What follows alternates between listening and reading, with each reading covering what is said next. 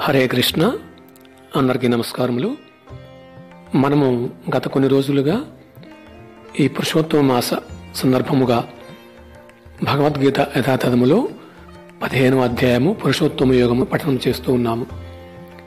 ఈ మాసాన్ని అధిక మాసం అని కూడా అంటాము. ఈ పురుషోత్తమ మాసం యొక్క మహత్యం గురించి మన ఛానల్లో 2 వీడియోలు కూడా పెట్టడం జరిగింది. మీరు తెలుసుకోవాలంటే ఆ వీడియో ద్వారా తెలుసుకోవచ్చు. అయితే ఈ పురుషోత్తమ మాసము రేపు అనగా అక్టోబరు 16తో ముగియనుంది. కావున ఈ అధ్యాయంలో ఉన్నటువంటి ఇంకా 4 శ్లోకములు మిగిలి ఉన్నాయి. మనకు సమయం లేదు కనుక ఈరోజు ఈ వీడియో ద్వారా పూర్తి చేయాలని ఆ భగవంతుని కోరుకుంటూ గురువు కృపను తీసుకుంటూ ప్రారంభిద్దాము. అందరూ చాలా చక్కగా, అంటే నేను నా వీడియోని ఎంతో కొన్ని వందల మంది వేల మంది చూడాలని లేదు, ఒక్కరన్నా కనీసం ఒక్కరు గనక వీడియోని చూసి విని దానిని గనక పాటించడానికి ప్రయత్నిస్తే భగవంతుడు ఎంతో ఆనందపడతాడు, మా గురువు గారు కూడా చాలా ఆనందపడతారు అన్నదే నా కోరిక. దీని ద్వారా ఏదో లబ్ధి పొందుదామని లేక అనేక మంది సబ్స్క్రైబర్స్ వ్యూస్ పెరుగుతాయని కానీ అలాంటి భావం లేదు. ఒక్కరన్నా ఈ భగవద్గీతను విని వారి యొక్క జీవితంలో కొన్ని మార్పులు తెచ్చుకుంటే చాలు. కృష్ణుడు దగ్గర అవుతారు, కృష్ణుడు గురువు కూడా చాలా ఆనందపడతారు. అందుకోసమే నేను ఈ ప్రతి ఒక్క భాగవతం కానీ భగవద్గీత కానీ, అంటే నాకు వ్యాఖ్యానించే శక్తి లేదు, అంత అర్హత కూడా లేదు. భగవంతుని కృప, గురువు కృప వలన కొంచెం మనం మాట్లాడగలుగుతున్నాము. అందుకని నేను పఠనం చేస్తున్నానని ప్రతి ఒక్క వీడియో కూడా పఠనం ద్వారా తెలియజేస్తున్నాను. అందరూ చక్కగా, కొంతమంది మాత్రం శ్రద్ధగా వింటూ జపం చేస్తూ ఉన్నారు. వారికి చాలా చాలా ధన్యవాదాలు. ఆ కృష్ణుని గురువు యొక్క కృప కలగాలని కోరుకుంటూ మనం ఈరోజు ఈ పురుషోత్తమ యోగము 15వ అధ్యాయంలో మిగతా శ్లోకాలని పఠనం చేయడానికి ప్రయత్నిద్దాం. హరే కృష్ణ. ఓం అజ్ఞానతిమిరాంధస్య జ్ఞానాంజనశలాకయా చక్షురున్మిళితం యేన తస్మై శ్రీగురవే నమః. శ్రీచైతన్యమనోభీష్టం స్థాపితం యేన భూతలే స్వయం రూపా కదా మహ్యం దదాతి స్వపదాంతికం. వాంఛాకల్పతరుభ్యశ్చ కృపాసింధుభ్య ఏవ చ పతితానాం పావనేభ్యో వైష్ణవేభ్యో నమో నమః.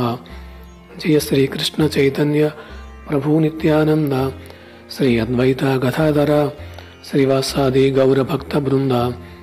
హరే కృష్ణ కృష్ణ కృష్ణ హరే హరే, హరే రామ రామ రామ హరే హరే. ముఖం కరోతి వాచాలం పంగుం లంఘాయతే గిరిం యత్కృపాతమహం వందే శ్రీ గురుం దినతారిణాం. అందరికీ మరొక్కసారి హరే కృష్ణ. శ్లోకము 18. యస్మాత్తక్షరం అతీతః అహం అక్షరాదశిసోత్తమః అతో అస్మి లోకే వేదే చ ప్రతిథా పురుషోత్తమః. దీని యొక్క భావము, భాష్యము శ్రీల ప్రభుపాదుల వారిచే. శ్రీల ప్రభుపాదకి జై.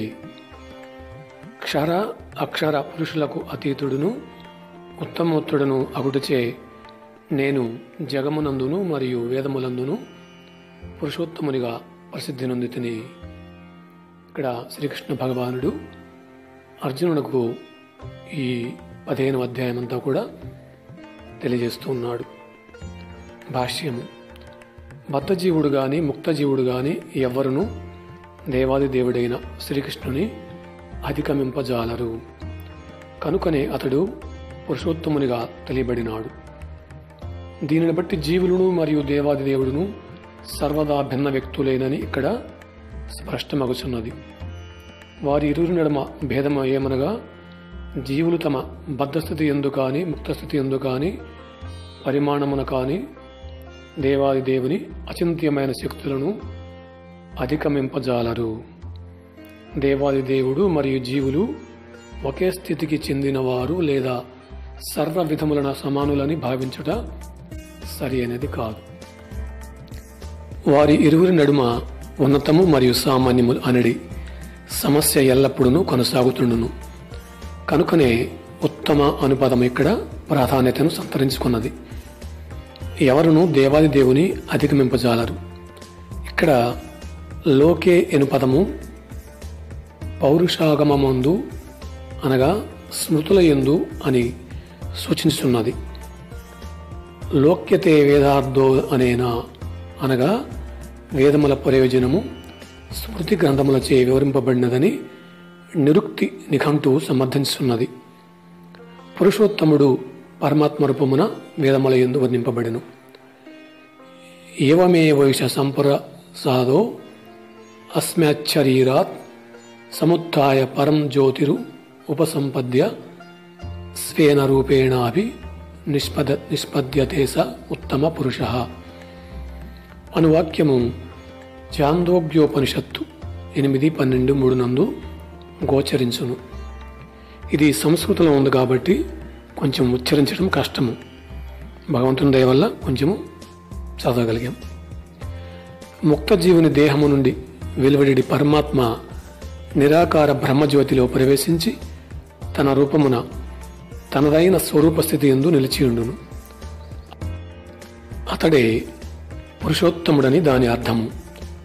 దీనిని బట్టి దేవాది దేవుడు పరంజ్యోతి అయిన తన ఆధ్యాత్మిక తేజమును ప్రదర్శించుచు వ్యాపింపచేయుచున్నాడని దీని భావము. జీవుల హృదయమున నెలకొనిన పరమాత్మ అనేది అంశమును కూడా ఆ పురుషోత్తముడైన శ్రీకృష్ణుడు కలిగి ఉన్నాడు. అతడే సత్యవతి పరాశరులకు పుత్రుడుగా అవతరించి వేదవ్యాసునిగా వేదజ్ఞానమును వివరించను. తరువాత 19వ శ్లోకము. ఏ మామేవం సమ్మూఢో జానాతి పురుషోత్తమం సర్వ విద్భజతి మాం సర్వభావేన భారత. ఓ భారత, సంశయరహితముగా నన్ను పురుషోత్తముడని తెలియగలిగిన వాడే సర్వజ్ఞుడు. అందుచే అతడు నా భక్తియుక్త సేవయందు సంపూర్ణముగా నిమగ్నుడగును. భాష్యం. జీవుల యొక్కయు పరబ్రహ్మము యొక్క సహజస్థితికి సంబంధించిన తాత్విక విచారములు లేదా ఊహాగానములు అనేకములు కలవు. కానీ తనను పురుషోత్తమునిగా ఎరిగిన వాడే వాస్తవమునకు సర్వమును ఎరిగినవాడని శ్రీకృష్ణ భగవానుడు స్పష్టముగా ఈ శ్లోకమునందు వివరించున్నాడు. అపరిపక్వ జ్ఞానము గలవాడు పరతత్వమును గూర్చి ఊహాకల్పనల యందే కాలమును గడుపును. కానీ పరిపూర్ణ జ్ఞానము గలవాడు తన కాలమును వృధా చేయకుండా కృష్ణ చైతన్యమునందు ప్రత్యక్షముగా శ్రీకృష్ణుని భక్తియుక్త సేవ యందు నెలకొనను. భగవద్గీత ఎందు అంతటను ఈ భక్తి యోగమే నొక్కి చెప్పబడినది. అయినను పరతత్వము మరియు జీవులు సమానమేనని భావించడి మూర్ఖ వ్యాఖ్యాతులు ఎందరో కలరు. వేదజ్ఞానము శృతి అని పిలువబడును, అనగా అది శ్రవణము ద్వారా అభ్యసింపబడున్నది. వాస్తవమునకు శ్రీకృష్ణ భగవానుడు మరియు అతని ప్రామాణిక ప్రతినిధుల నుండియే వేద విజ్ఞానమును గ్రహింపవలను. భగవద్గీత యందు శ్రీకృష్ణుడు ప్రతి విషయమును చక్కగా వివరించి ఉన్నందున ప్రతి ఒక్కరూ దీని నుండియే శ్రవణము చేయవలను. అంతేగాని కేవలము సూకర్మల వంటి జంతువుల వలె వినుట మాత్రమే చాలదు. విషయమును ప్రామాణికుల నుండి అవగతము చేసుకున్నటకు యత్నింపవలను. కానీ కేవలము పాండిత్యముతో ఊహాగానాలను చేయరాదు. అనగా జీవులు సదా దేవాది దేవుడైన శ్రీకృష్ణునకు ఆధీనులేనని ఎరగవలను. దేవాది దేవుడైన శ్రీకృష్ణ భగవానుని వాక్యమును అనుసరించి దీనిని అట్లు అవగాహన చేసుకుని వాడే వేదముల ప్రయోజనమును ఎరిగినవాడు అగును. ఇతరులు ఎవ్వరునూ వేద ప్రయోజనమును ఎరగలేరు. ఈ శ్లోకమునందలి భజతే ఎను పదము మిక్కిలి ప్రధానమైనది. సాధారణముగా శ్రీకృష్ణ భగవానుని భక్తియుక్త సేవా సంబంధమున భజతి అను పదము చాలా చోట్ల వాడబడినది. మానవుడు కృష్ణ చైతన్యమున భక్తియుక్త సేవ యందు నెలకొనినచో సమస్త వేదజ్ఞానము ఎరిగినవాడుగా భావింపబడును. కనుకనే దేవాది దేవుడైన శ్రీకృష్ణుని భక్తియుక్త సేవ యందు నెలకొనినచో పరమసత్యమును అవగాహన చేసుకున్నట కొరకై మరి ఏ ఇతర ఆధ్యాత్మిక విధానము అవసరము లేదని వైష్ణవ పరంపర యందు చెప్పబడుచున్నది. భగవానుని భక్తియుక్త సేవయందు నెలకొని ఎండుడి చేత అతడు ఇదివరకే యథార్థ స్థితిని చేరినవాడు అగును. పరతత్వమును గూర్చిన అవగాహన కొరకై కావలసిన ప్రాథమిక విధానముల అన్నింటినీ వారు ముగించిన వారు అగుదురు. కాని ఎవరైనాను లక్షలాది జన్మలలో పరతత్వమును గూర్చి ఊహాగానాలను తత్వ విచారము కావించిన పిమ్మటయు శ్రీకృష్ణుడే దేవాదిదేవుడనియు ప్రతి ఒక్కరూ అతనికే శరణు పొందవలనను యథార్థ విషయమును అవగతము చేసుకున్నచో అతని లక్షలాది జన్మముల తాత్విక చింతనమంతయు వృథాకాల వ్యయమే కాగలదు. ఈ అధ్యాయంలో ఈ 20వ శ్లోకము చివరి శ్లోకము. ఇది పఠనమైన తర్వాత మనం కొన్ని విషయాలను చర్చిద్దాము. ఇది గుహ్యతమం శాస్త్రం ఇదముక్తం మయా నఘ ఏతత్ బుద్ధ్వా బుద్ధిమాన్ స్యాత్ కృతకృత్య చ భారత. పాపరహితుడైన ఓ భరతవంశ కుమార, వేదములందలి అత్యంత రహస్యమైన ఈ భాగమును నీకిప్పుడు నేను వెల్లడించితిని. దీనిని అవగాహన చేసుకున్నవాడు బుద్ధిమంతుడు కాగలడు. అతని ప్రయత్నములు పరిపూర్ణ విజయమును సాధింపగలవు. భాష్యము. భగవానుడు ఇక్కడ సమస్త గ్రంథముల సారాంశమిదియేనని స్పష్టంగా చెప్పుచున్నాడు. ప్రతి ఒక్కరూ దేవాదిదేవునిచే తెలుపబడిన ఈ విషయములను యథాతథముగా అంగీకరింపవలను. ఈ విధముగా ఎవ్వరైనను బుద్ధిమంతులు, ఆధ్యాత్మిక జ్ఞాన పరిపూర్ణులు అగుదురు. అనగా దేవాదిదేవుని ఈ తత్వమును ఎరుగుట చేతను అతని దివ్య సేవయందు నెలకొనట చేతను ప్రతి ఒక్కరూ భౌతిక ప్రకృతి త్రిగుణముల కాలుష్యముల నుండి విముక్తులగుదురు. వాస్తవమునకు భక్తియుక్త సేవ అనున్నది ఆధ్యాత్మిక అవగాహనమునందలి ఒక విధానము. భక్తియుక్త సేవ ఉన్న చోట భౌతిక కాలుష్యము నిలవజాలదు. ఆధ్యాత్మికత్వమును కూడినడు చేత భక్తియుక్త సేవ మరియు భగవానుడు అనే అంశముల నడుమ భేదముండదు. వాస్తవమునకు శుద్ధ భక్తి శ్రీకృష్ణ భగవానుని ఆంతరింగ శక్తి ఆధారమునే కొనసాగును. భగవానుడు సూర్యుడైనచో అజ్ఞానము అంధకారము ఉంటుంది. సూర్యుడి ఉన్న చోట అంధకారము అనేది ప్రశ్నయే ఉదయించినట్లు ప్రామాణికుడైన ఆధ్యాత్మిక ఆచార్యుని నిర్దేశమును అనుసరించి చేయబడు భక్తియుక్త సేవ ఉన్న చోట అజ్ఞానమునకు తావే లేదు. కనుకనే ప్రతి ఒక్కరూ బుద్ధిమంతులు మరియు పవిత్రులగుటకు కృష్ణ చైతన్యమును స్వీకరించి భక్తియుక్త సేవయందు నెలకొనవలసి ఉన్నది. శ్రీకృష్ణ భగవానుని అవగాహన చేసుకుని భక్తియుక్త సేవయందు నెలకొనినంత వరకు ఎవ్వరునూ సంపూర్ణ జ్ఞానము కలవారు కాజాలరు. సామాన్య మానవుని దృష్టిలో వారు బుద్ధిమంతుడు అయినను వాస్తవమునకు పూర్తి బుద్ధిమంతులు కాజాలరు. అర్జునునికి వాడబడిన అనఘ అను పదము ఇక్కడ మిక్కిలి ప్రధానమైనది. పాపరహితుడు అను ఈ సంబోధనకు భావమేమనగా సర్వ పాపముల నుండి విడివడనిదే శ్రీకృష్ణుని అవగాహన చేసుకున్నట్టు ఎవరికైనాను అత్యంత కష్టమని భావము. అన్ని కాలుష్యముల నుండి, సమస్త పాప కల్మషముల నుండి విముక్తుడైనప్పుడే మానవుడు శ్రీకృష్ణుని అవగాహన చేసుకొనగలుగును. కానీ భక్తియుక్త సేవ పవిత్రము మరియు శక్తివంతమగుడుచే దాని యందు నెలకొన్న వారెవ్వరైనను సహజముగానే పాపరహిత స్థితికి ఉద్ధరింపబడుదురు. సంపూర్ణ కృష్ణ చైతన్యమునందలి శుద్ధ భక్తుల సాంగత్యమున భక్తియుక్త సేవ ననురించినప్పుడు మానవుడు కొన్నింటిని సమూలముగా నశింప చేసుకొనవలను. అట్లు నశింప చేసుకొనవలసిన వానిలో అత్యంత ముఖ్యమైనది హృదయ దౌర్బల్యము. అతడు దానిని అధిగమింపవలను. భౌతిక ప్రకృతిపై అధికారము చెలాయింపవలనను కోరిక చేతనే పతనము ఆరంభమగును. ఆ విధముగా మానవుడు పరమపురుషుని భక్తియుక్త సేవను విడుచును. మరొక హృదయ దౌర్బల్యమేమనగా భౌతిక ప్రకృతిపై అధికారము వహింపవలనను ప్రవృత్తిని పెంపొందించుకున్న కొలది జీవుడు భౌతిక వస్తువుల యందును భౌతిక వస్తు సామర్థ్యమునందును ఆసక్తుడగును. భౌతిక జీవిత సమస్యలకు ఈ హృదయ దౌర్బల్యములే కారణము.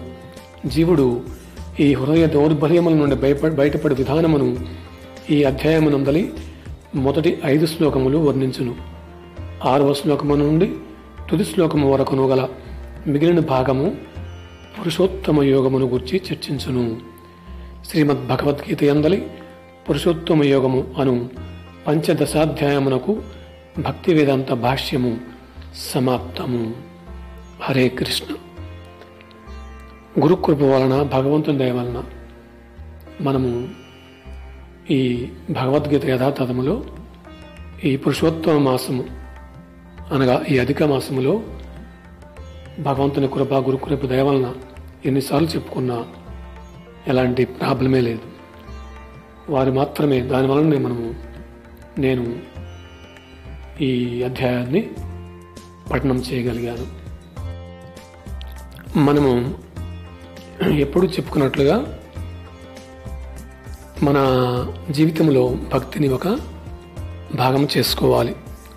కొంత సమయం, ఒక 30 నిమిషాల రోజులో ఈ ఆధ్యాత్మిక కార్యక్రమాల్లో పాల్గొనడానికి మన సమయాన్ని కేటాయించాలి. మనము చక్కగా భగవంతుని యొక్క నామాన్ని కీర్తించాలి. బృహన్నారదీయ పురాణంలో చెప్పబడింది, హరేర్నామ హరేర్నామ హరేర్నామైవ కేవలం కలవ నాస్తేవ నాస్తేవ నాస్తేవ గతిరన్యథ. ఈ కలహాల కపటాల యుగంలో హరినామము తప్ప మరే మార్గము లేదు అని చెప్పబడింది. కనుక ఈ మహామంత్రాన్ని కనీసం రోజులో 108 సార్లు తప్పకుండా చేయాలని మీ అందరికి కూడా నేను రిక్వెస్ట్ చేస్తూ ఉన్నాను. ఇక్కడ మనకి 3 శ్లోకాల్లో భగవంతుడు ఏం తెలియజేస్తున్నాడు అనేది మనం ఒకసారి దీనిని చర్చిద్దాము. ఇక్కడ శ్రీకృష్ణ భగవంతుడు మనకి కొన్ని విషయాలని స్పష్టంగా తెలియజేస్తున్నాడు. ఎవరైతే భగవంతుణ్ణి, కృష్ణుణ్ణి పురుషోత్తమునిగా ఎరిగినవాడే వాస్తవమునకు సర్వమును ఎరిగినవాడని స్పష్టంగా తెలియజేస్తున్నాడు. అంటే భగవంతుడంటే శ్రీకృష్ణుడు అనే విషయము ఎవరైతే తెలుసుకుంటారో వారికి సర్వము కూడా, జ్ఞానమంతా కూడా తెలుసని భగవానుడు స్వయంగా తెలియజేస్తున్నాడు. జ్ఞానము గలవాడు పరతత్వమును గూర్చి ఊహాకల్పనలో ఎందే కాలమును గడుపును. కానీ పరిపూర్ణ జ్ఞానము గలవాడు కాలమును వృథా చేయకుండా కృష్ణ చైతన్యమునందు ప్రత్యక్షముగా శ్రీకృష్ణుని భక్తియుక్త సేవ ఎందు నెలకొను. అందుకే ఈ భగవద్గీతలో మనకి భక్తి యోగము ఒక్కటే మార్గమని నొక్కి చెప్పబడిందని తెలియజేస్తున్నారు. కొంతమంది గ్రంథాలు బాగా చదువుతారు, అన్ని రకాల గ్రంథాలు, ఒక ప్రామాణికమైనవి కాదు, అవి ఎక్కడెక్కడో సంపాదించుకొని మొత్తం చదువుకొని అర్థమైన కాకపోయినా తెలుసుకొని జ్ఞానం నేర్చుకుంటారు. జ్ఞానం చదివి తెలుసుకొని వాళ్ళు సొంత ఊహాకల్పనలు చేస్తారు. భగవంతుడు ఎవరు, ఈయన కాదా, ఆయన వేరే ఆయన, ఇలా వాళ్ళు తన యొక్క సొంత ఊహిస్తూ ఉంటారన్నమాట. ఇందువల్ల జ్ఞానం అంతా ఒక ప్రామాణికంగా వినకపోవడం, ఒక యొక్క గురువు యొక్క పర్యవేక్షణ లేకుండా సొంతంగా వారు గ్రంథాలు కొనుక్కొని రకరకాల గ్రంథాలు, రకరకాల వారు రచించినటువంటి గ్రంథాలను కొనుక్కొని వారు చదివి జ్ఞానం తెలుసుకుని తమ యొక్క సొంత ఊహాకల్పనలందు కాలానంతా కూడా సమయాన్ని వృధా చేస్తారు. కానీ ఇక్కడ భగవంతుడు ఏం చెప్తున్నాడంటే, పరిపూర్ణ జ్ఞానము కలవాడు తన కాలము వృధా చేయకుండా కృష్ణ చైతన్యమునందు ప్రత్యక్షముగా శ్రీకృష్ణుని భక్తియుక్త సేవ ఎందు నెలకొను. ఇక్కడ జ్ఞానం గలవాడు చేసే పని అది. జ్ఞానం సంపాదించుకొని సమయం అంతా కూడా ఆ ఊహాకల్పనలు తనకు తోచిన విధంగా చేసుకుంటూ సమయాన్ని వృధా చేసుకుంటాడు. కానీ పరిపూర్ణ జ్ఞానం కలవాడు కృష్ణ చైతన్యవంతుడై ఒక ప్రామాణిక గురువు వద్ద శ్రవణము చేసి శిక్షణ పొంది భక్తియుక్త సేవ యందు తన యొక్క కాలాన్ని కూడా గడుపుతూ ఉంటాడు. అందుకే భగవద్గీత అంతా కూడా భక్తి యోగమే చేయాలని నొక్కి చెప్పబడినది, భక్తియుక్త సేవ. కానీ కొంతమంది చెప్తూ ఉంటారు, అందరూ ఒకటే, భగవంతుడు, జీవులు రెండు కూడా సమానమే అని కొంతమంది మూర్ఖంగా వ్యాఖ్యానాలు చేస్తూ ఉంటారు. అదే జ్ఞానం తెలుసుకొని వాళ్ళు చెప్పేటువంటి పనులు అన్నమాట. ఇక్కడ వేద జ్ఞానము శృతి అని పిలువబడినది, అనగా శ్రవణము ద్వారా అభ్యసింపబడినది. మనము ఏదైనా తెలుసుకోవాలంటే శ్రవణము వినాలన్నమాట. అందుకు చెప్తున్నాడు ఇక్కడ భగవానుడు. ఎవరి దగ్గర నుంచి వినాలి? ఒక ప్రామాణిక ప్రతినిధుల నుండియే వేద విజ్ఞానమును గ్రహింపవలను. అందుకే భగవద్గీత ఎందులో చెప్తున్నాడంటే శ్రీకృష్ణుడు ప్రతి విషయమును చక్కగా వివరించి ఉన్నందున ప్రతి ఒక్కరూ కూడా భగవద్గీత నుండి శ్రవణము చేయవాలి.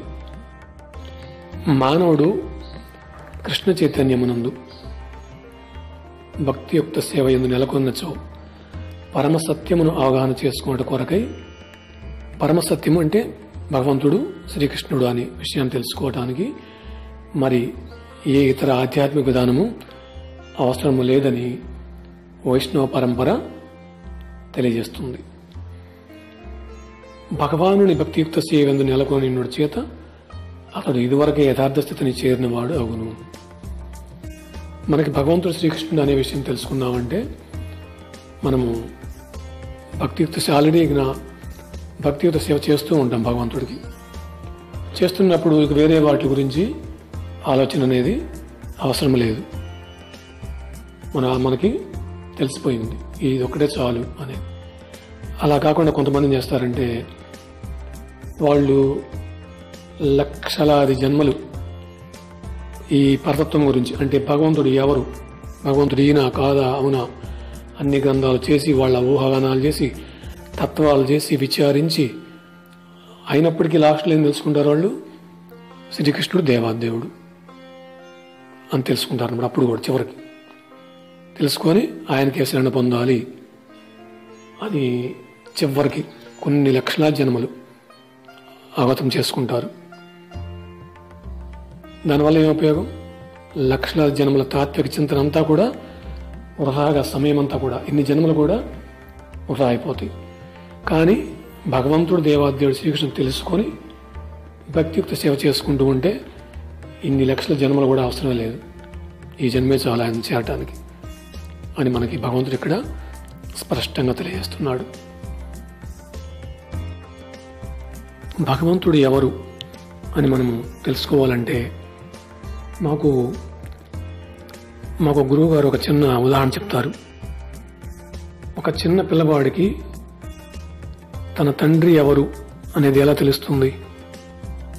అందరి దగ్గరికి వెళ్ళి మా తండ్రి నువ్వేనా నా తండ్రి, నువ్వేనా నా తండ్రి అనుకుంటే సరిపోతుందా? కాదు. అతను ఎవరి దగ్గరికి వెళ్ళినా కూడా తెలుసుకోలేడు. అతనికి ఎవరు చెప్పగలరు? తల్లి మాత్రమే చెప్తుంది. నీ తండ్రి ఫలానా అని ఒక్క తల్లి మాత్రమే చెప్తుంది. తల్లి దగ్గరనే తెలుసుకోవాలి. అలాగే మనము మన తండ్రి ఇక్కడ శ్రీకృష్ణుడు, ఆ తండ్రి గురించి చెప్పాలంటే మనకి ఆధ్యాత్మిక గురువు మాత్రమే చెప్పగలడు. ఇది మనకి ఎందుకు ఆధ్యాత్మిక గురువు అంటే ఆయన ఒక శుద్ధ భక్తుడు, ఆయన ప్యూర్గా ఉంటాడు. అన్పూర్గా ఉంటే మనకి చెప్పలేరు. ఏ విధంగా తల్లి గనక ఆమె కరెక్ట్గా లేకపోతే రకరకాల సంబంధాలు కలిగి ఉంటే నిజమైన తండ్రిని ఆ అబ్బాయికి ఏ విధంగా చెప్పలేదో అలాగా మనకి మన భక్తి మన గురువు కూడా ప్యూర్గా లేకపోతే మనకు చెప్పలేడు. కానీ మన పరంపరలో ఉన్నటువంటి గురువులందరూ కూడా శుద్ధ భక్తులు. వారి ద్వారా మాత్రమే మనము శ్రీకృష్ణుని పొందగలము, శ్రీకృష్ణుడే భగవంతుడని అనే విషయాన్ని మనము తెలుసుకుంటాము. అలాగే భక్తి ఎక్కడ చేస్తుంటారో అక్కడ మనం ఇంతకుముందు చెప్పుకున్నాం, మన హృదయంలో మనము ప్రతిరోజు కూడా నిత్యము ఈ హరినామం జపిస్తూ ఉంటే మన హృదయంలో ఉన్నటువంటి కాలుష్యము రోజు కొంచెంగా బయటికి వెళ్ళి భగవంతుడు మన హృదయంలో స్థిరమవుతాడని. అందుకే మనము భక్తియుక్త సేవ ఎప్పుడైతే ఈ హరినామాన్ని జపిస్తూ ఉంటామో అక్కడ భౌతికమైన కాలుష్యానికి అవకాశం అనేది ఉండదు, బయటికి వెళ్ళిపోతుంది. ఇక్కడ ఉదాహరణ చెప్తున్నారు, భగవానుడు సూర్యుడైనచో అజ్ఞానము అంధకారము వంటిది. సూర్యుడు ఉన్న చోట అంధకారం అనేది ఉండటానికి అవకాశమే లేదు. మనం చూస్తుంటాము, సూర్యుడు వచ్చిన చోట చీకటిగా ఉంటుందా? అవకాశం లేదు. అలా ఎగ్జాంపుల్ ఏం చెప్తున్నారంటే, ఆ భగవంతుడు సూర్యుడైనట్లయితే ఈ అజ్ఞానం అనే చీకటి అక్కడ ఉండదన్నమాట చెప్తున్నారు అన్నమాట. అందుకే మనం ఏం చేయాలి, ఒక ప్రామాణికమైన ఆధ్యాత్మిక ఆచార్యుని నిర్దేశం అనుసరించి భక్తి చేస్తూ ఉంటే అక్కడ మనకి అజ్ఞానం అనే ప్రశ్న ఉదయించదు.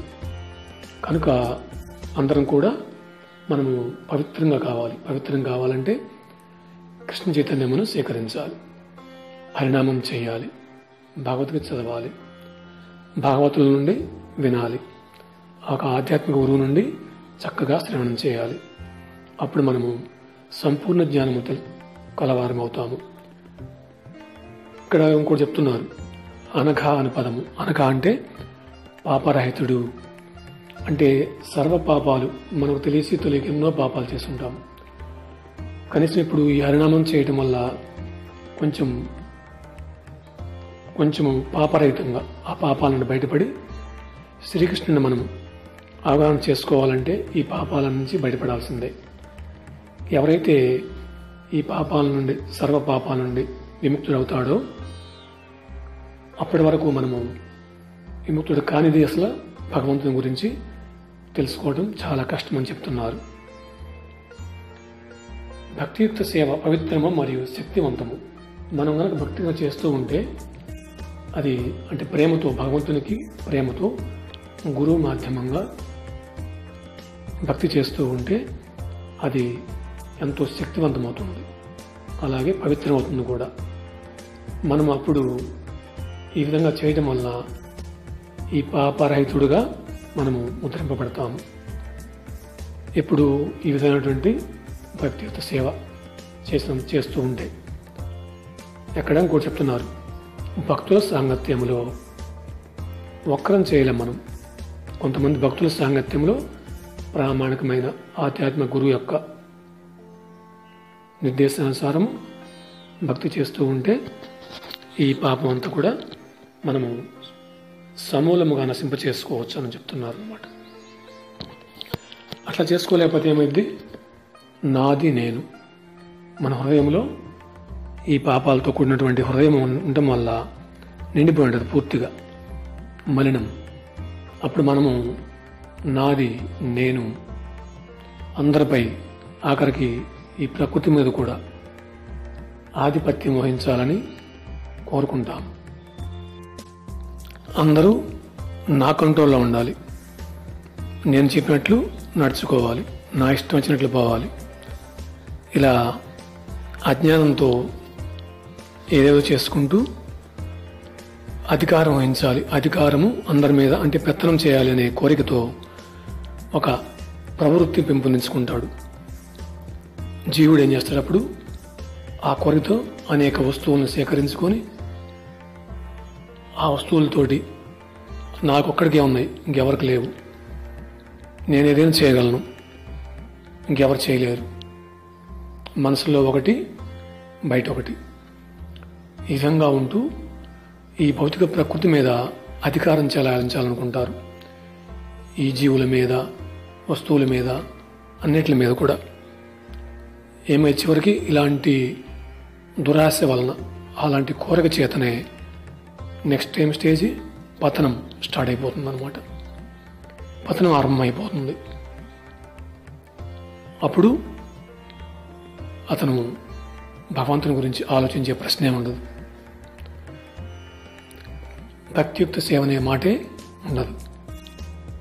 కనుక మనము ఒక ప్రామాణికమైనటువంటి గురువు దగ్గర మనము శిక్షణ తీసుకొని భక్తుల సాంగత్యంలో ఈ హరినామము, భగవద్గీత, భాగవతము శ్రవణం చేయడం ద్వారా భగవంతుడే దేవాది దేవుడు అయిన శ్రీకృష్ణుడు అని తెలుసుకొని మన యొక్క ధామము, గోలోక ధామము చివరికి చేరుకోవాలని ఇక్కడ తెలియజేస్తున్నారు. అందుకే నేనేం చెప్తానంటే ప్రతిసారి కూడా సమయాన్ని కొంచెం ఒక అరగంట రోజులో మీరు కేటాయించి, ఇక్కడ ఇంకా డిస్కషన్ చాలా ఉంది, 3 శ్లోకాలు. ఇది రేపు ఈ పురుషోత్తమ మాసం అయిపోతుంది కనుక నేను పఠనం అనే భావంతో చదివాను. డిస్కషన్ చేయాలంటే చాలా చేయొచ్చు, టైం చాలా పడుతుంది కనుక మనం ఇంతటితో ఆపుదాము.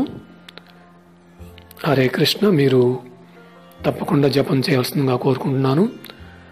అవకాశం ఉన్న వాళ్ళు రేపు 16తో ఈ మాసం కంప్లీట్ అవుతుంది కాబట్టి ఆవు నెయ్యితోటి ఇప్పటి వరకు ఇవ్వకపోయినా కనీసం ఒక్కసారి ఈ 16 తేదీ లోపల భగవంతునికి ఆవు నెయ్యితోటి హారతి ఇవ్వాల్సిందిగా కోరుకుంటున్నాను. అలాగే జపం చేయండి తప్పకుండా. ఏదన్నా మీకు అంటే సందేహములుంటే నా నెంబర్ ఉంది కాబట్టి ఫోన్ చేయండి. నేను భగవంతుని దయ వలన, మా గురువు గారి కృప వలన విషయాలు మీకు తెలియజేస్తాను. నాకు తెలియని విషయాలుంటే మా గురువు గారిని, మా భక్తులను సంప్రదించి మరలా మీకు తెలియజేస్తాను. హరే కృష్ణ. అందరికీ చాలా చాలా ధన్యవాదాలు. శ్రీ పురుషోత్తమ మాసం की जय, శిలా ప్రభుపాద की जय, శిలా గురుదేవ్ की जय, భగవద్గీత యథాతథము की जय, భక్తులందరికీ జై, హరే కృష్ణ మహామంత్రం की जय. చాలా చాలా అందరికీ ధన్యవాదములు. హరే కృష్ణ.